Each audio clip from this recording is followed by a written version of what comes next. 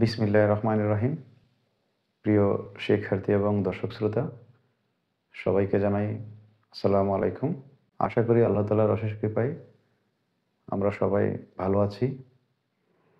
আজকের ভিডিও পর্বে আমরা নবম-দশম শ্রেণীর প্রথম অধ্যায়ের আবৃত দশমিকের বিস্তারিত যোগ, বিয়োগ, গুণ-ভাগ নিয়ে আমরা আলোচনা করব। আমি প্রথম অধ্যায়ের গত পর্বের ভিডিওতে বলেছিলাম যে দ্বিতীয় পর্বের ভিডিওটাই হবে আবৃত দশমিক নিয়ে, কারণ আমাদের সকলের জন্য, বিশেষ করে নবম দশম শ্রেণীর জন্য এই আবৃত দশমিক হচ্ছে সম্পূর্ণ নতুন একটি বিষয়। তাই আমি চেষ্টা করব আজকের এই ভিডিওর পর্বে আবৃত দশমিক নিয়ে বিস্তারিত আলোচনা করার। আমাদের যে আজকের যে বিষয়টি তা হচ্ছে কি আবৃত দশমিক। আমরা গত পর্বে বিভিন্ন সংখ্যার সংজ্ঞায় বা পরিচিতির মধ্যে আমরা এই আবৃত কথাটা কিন্তু এসেছিল। আমি প্রথমে বলে রাখি, এই আবৃত দশমিকের অপর নাম হচ্ছে পৌনঃপুনিক। পৌনঃপুনিকের যদি আরো সহজ বাংলা করি আমরা, তা হচ্ছে বারবার। তাহলে আবৃত দশমিক বিষয়টা আসলো কিভাবে তা একটু আমরা দেখি। যেমন আমরা যদি 20কে যদি আমরা 5 দ্বারা ভাগ করি, তাহলে আমরা কত লিখতে পারি? 4 5 কত? 20। এই 20কে যদি আমরা 3 দ্বারা ভাগ করি, 4 দ্বারা ভাগ করি, তাহলে আমরা লিখতে পারি 4 5 কত? 20।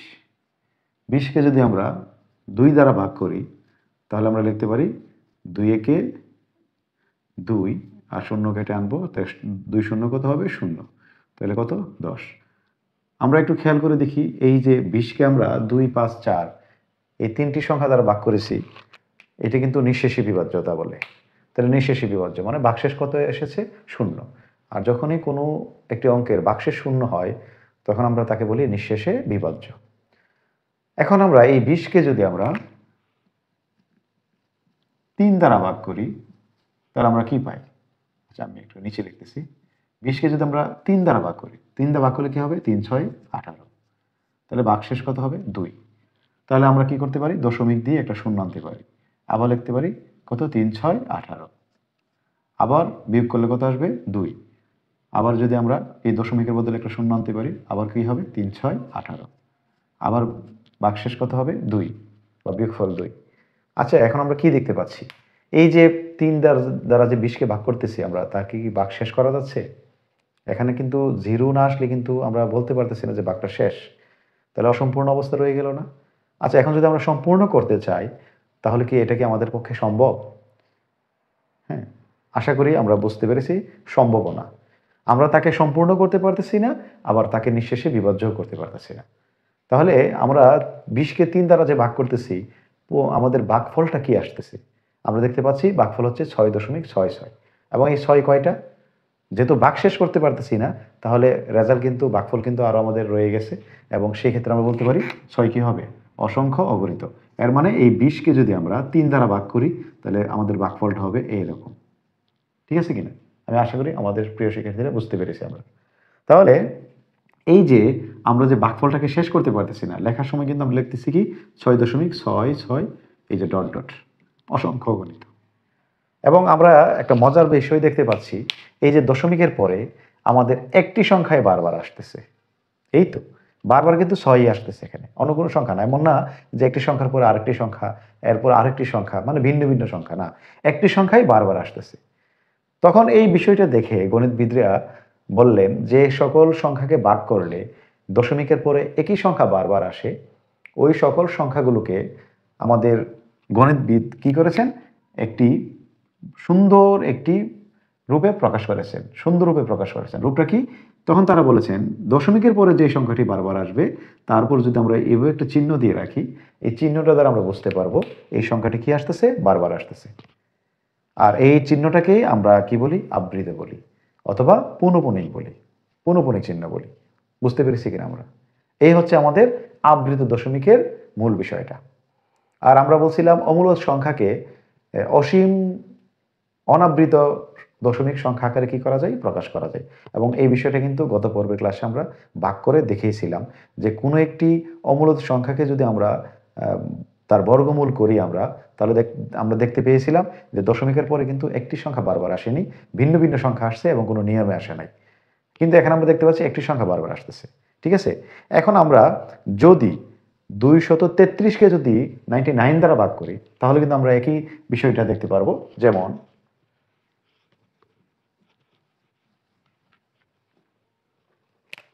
233কে আমরা 99 দ্বারা কি করব, ভাগ করব।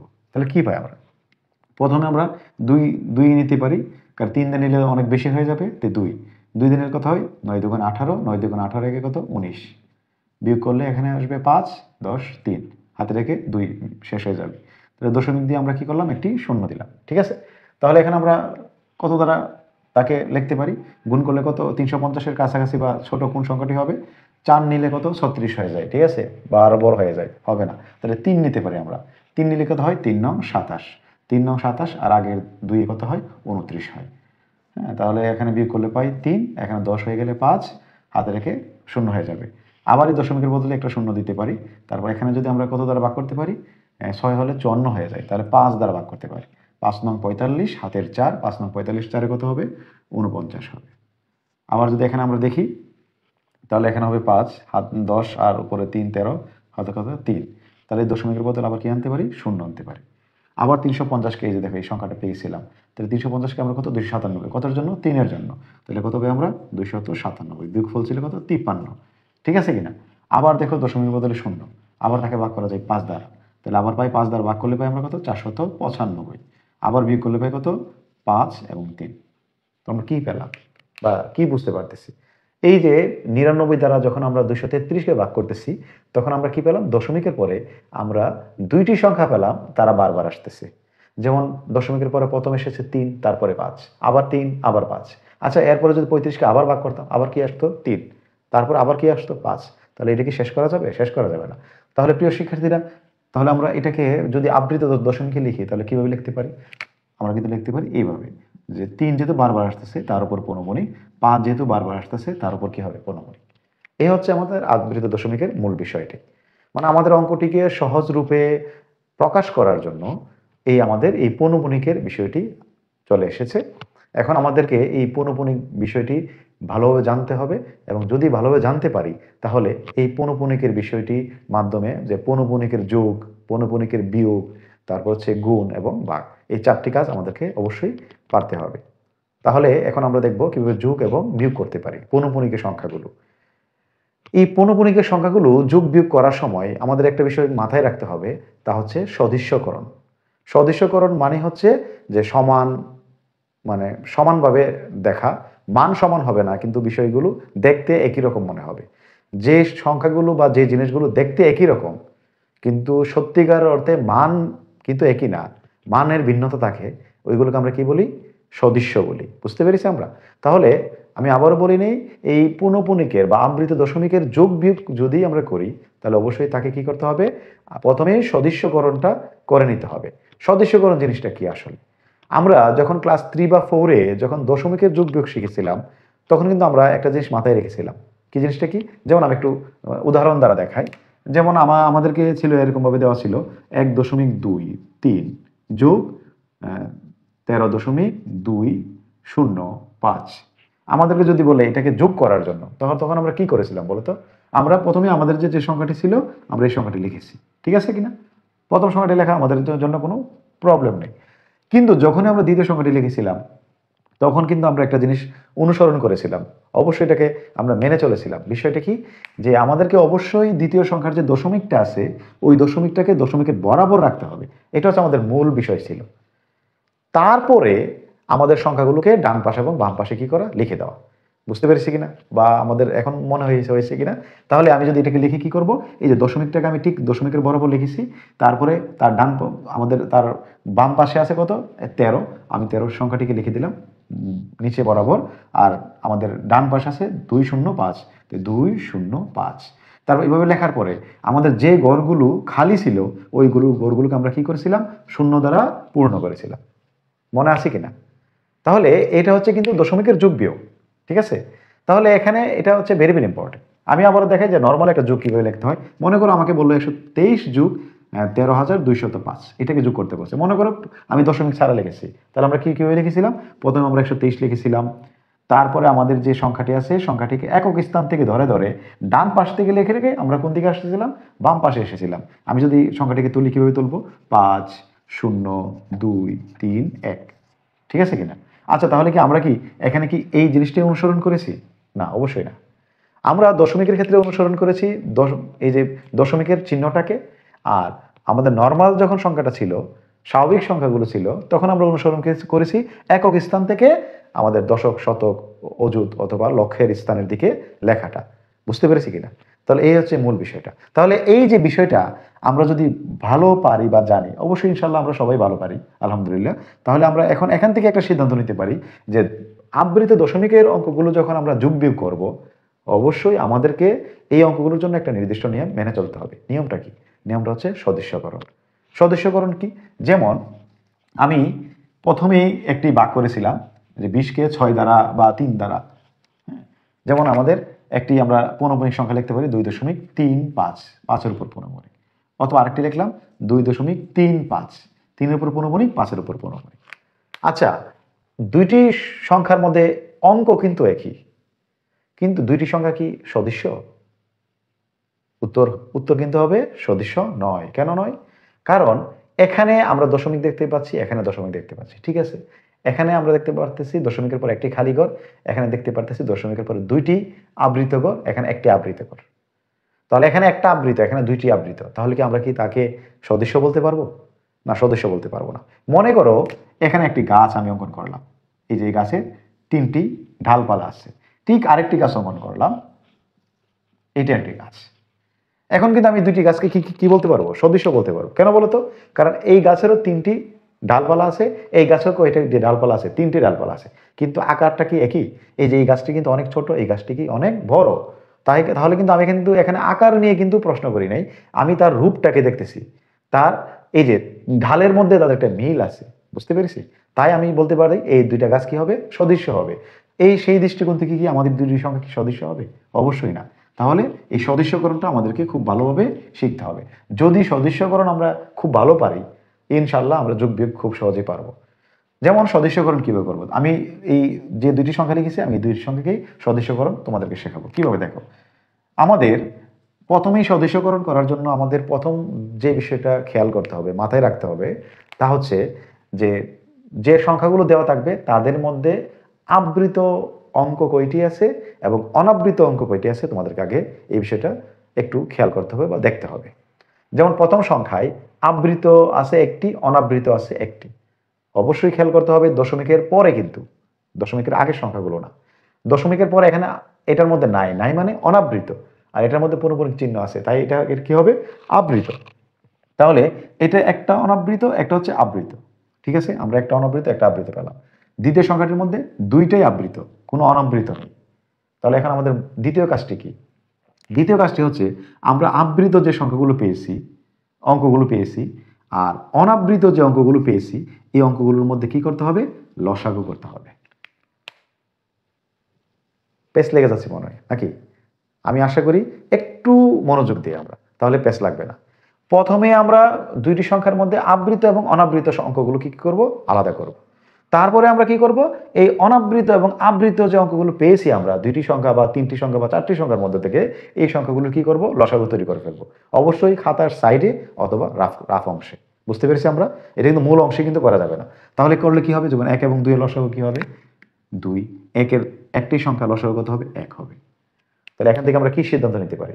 সিদ্ধান্ত একটা নিতে পারি যে এই যে আবৃত পেলাম 2টি, অনাবৃত পেলাম 1, ঠিক আছে? তাহলে আমাদের এখানে যতটি সংখ্যা থাকবে অথবা তোমাদের যতটি সংখ্যা দেওয়া থাকবে, এই প্রত্যেকটি সংখ্যার ক্ষেত্রে আবৃত অঙ্ক করতে হবে 2টি, অনাবৃত করতে হবে 1টি। বুঝতে পেরেছি আমরা? এই হচ্ছে মূল বিষয়টা।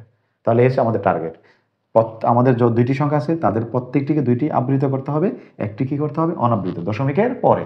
তাহলে আমরা করে ফেলি। যেমন এটাকে যদি আমরা লিখি, তাহলে 2.3 নাকি 3, তাহলে একটি অনাবৃত হয়ে গেছে নাকি? তাহলে কয়টি আবৃত করতে হবে? 2টি। তাহলে 5-এর উপর পৌনঃপুনিক, তাহলে আমাকে তো দুইটি লিখতে হবে আবৃত। তাহলে কি এখানে কি 5কে কি আমরা দুইটা লিখতে পারি না?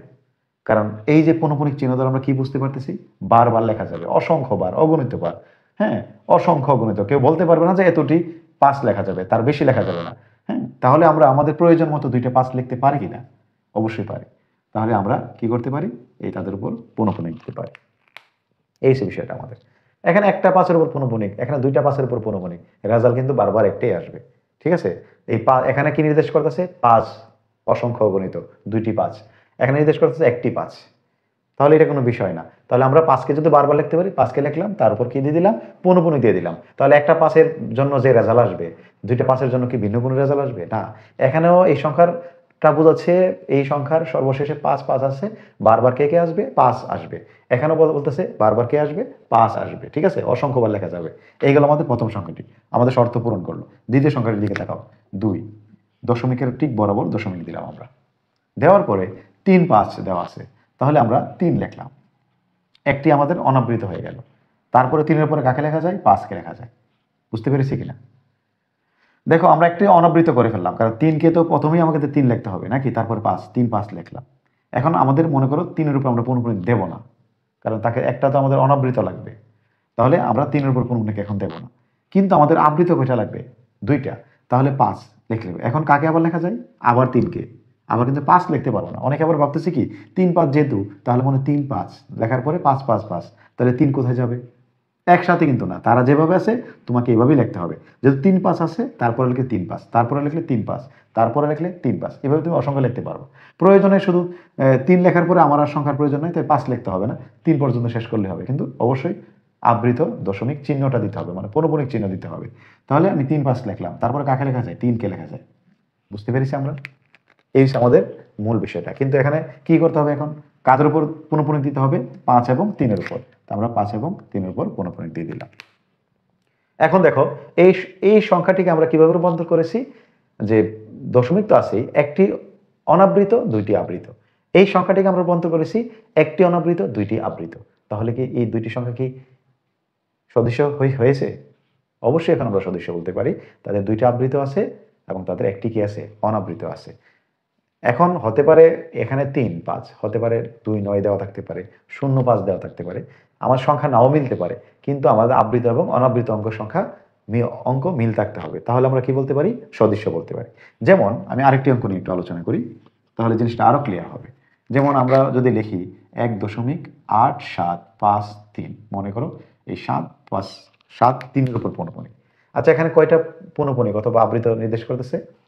তো যে সকল শিক্ষার্থীরা আমরা নতুন অথবা এই অধ্যায়টা ভুলেও পড়ি নাই, দেখি নাই আমরা, তাদের জন্য এই অংশটা কঠিন হবে, বা সবার জন্য আমি বলি, যেহেতু আমি এর আগে বলি নাই, তাহলে সবার জন্য বলা দরকার আমার। যখনই দেখবা যে দুই পাশের দুইটি সংখ্যায় পৌনঃপুনিক মধ্যেরটির মধ্যে নেই, বা মধ্যের কয়েকটি সংখ্যার মধ্যে নেই, অঙ্কের মধ্যে নেই, বুঝে নিতে হবে তাদের উপরেও পৌনঃপুনিক আছে, তাদেরকেও পৌনঃপুনিক হিসেবে গণতে হবে তোমাকে। বুঝতে পেরেছি আমরা? তাহলে 7 3-এর উপর আমরা দেখতে পাচ্ছি পৌনঃপুনিক চিহ্ন, 5-এর উপর নাই, যেহেতু সে এই দুইটা পৌনঃপুনিকের মধ্যে অবস্থান করতেছে, তার উপরও পৌনঃপুনিক হিসেবে আমাদের ধরে নিতে হবে।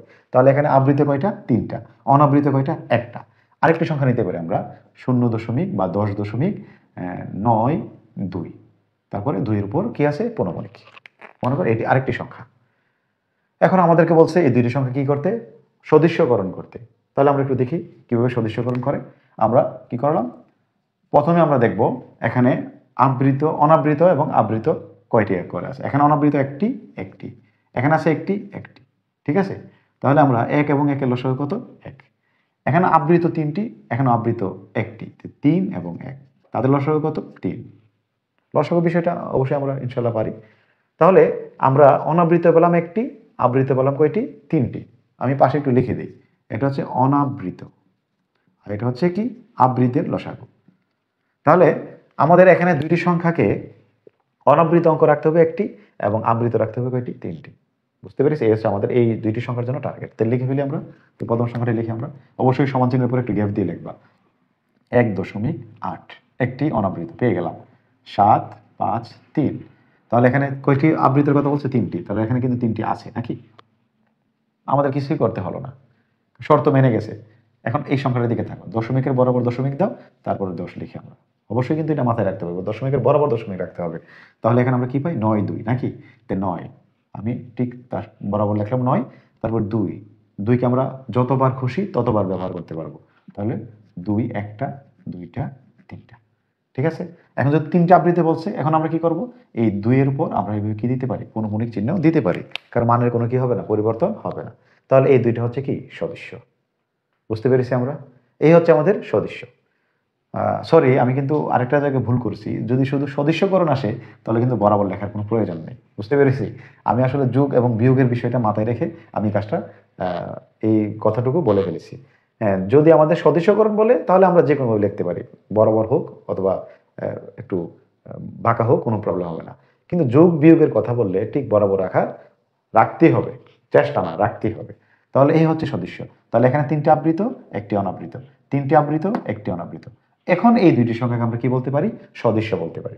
একটু খেয়াল করে দেখো, দশমিকের আগে কিন্তু এখানে কত 1, এখানে কত 10, এখানে একটি, এখানে দুইটি। আমি কিন্তু দশমিকের আগের বিষয়টি নিয়ে কিন্তু আমি কোনো কথা বলতেছি না, এখানে কোনো মন্তব্য করা যাবে না।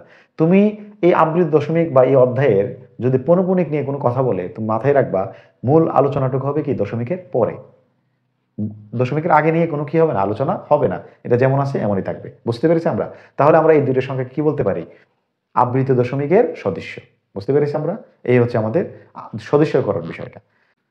আশা করি আমার প্রিয় শিক্ষার্থীরা এই যে আবৃত দশমিক সংখ্যাটি কিভাবে এসেছে বা কিভাবে পেয়েছি আমরা, এই অংশটুকু বুঝতে পেরেছি, এবং এই কিভাবে আবৃত দশমিককে আমরা সদস্যকরণ করতে পারি তাও আমরা আশা করি বুঝতে পেরেছি।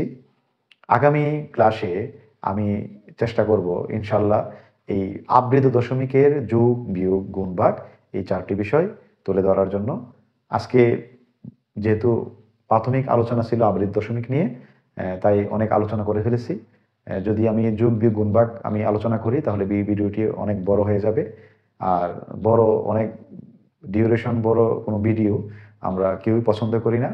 তাই আমি চেষ্টা করব অল্প সময়ের মধ্যে একটি আলোচনা করা, যাতে আমরা সবাই ধৈর্য ধরে সম্পূর্ণ ভিডিওটি দেখতে পারি। তাই আমি ভিডিওটি আর না বাড়িয়ে এখানে শেষ করে দিলাম। দেখা হবে আগামী পর্বের ভিডিওতে ইনশাল্লাহ। সেই পর্যন্ত আমরা সবাই ভালো থাকি, সুস্থ থাকি। আল্লাহ হাফেজ।